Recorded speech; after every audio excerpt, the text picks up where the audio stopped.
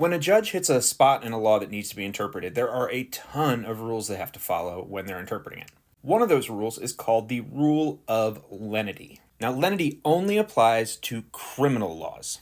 It's one of those special things we have in law that protects people in criminal cases because the potential that a defendant could lose their freedom is considered a really major thing. And before the government can take that away, they need to go through a very high level of review. So what is the rule of lenity?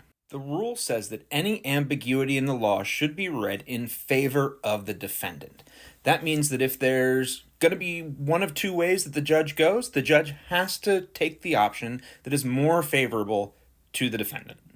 So let's look at an example. Say there's a statute in your hometown that says that if you're arrested selling drugs, you get X sentence.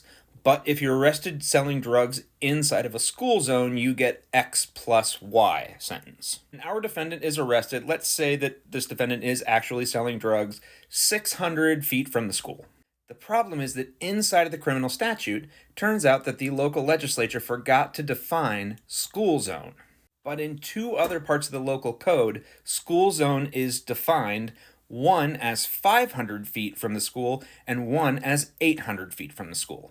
Well, given that there's no definition that applies directly to our statute, and let's say that the judge feels that one of the two options should be followed, according to the rule of lenity, the judge needs to choose the option that defines a school zone as 500 feet from the school, because that's the option that is better for the defendant.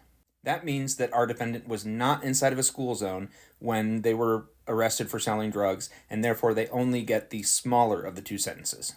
Now, the rule of lenity only applies in certain situations. Higher courts have ruled a lot on the rule of lenity, and it's really only a fallback when there's absolutely nothing to go on. But that said, it is actually used relatively frequently. So, now you know one of the rules that judges use to help them interpret law. And that's how we all start learning to think like a lawyer. Thanks for watching, guys.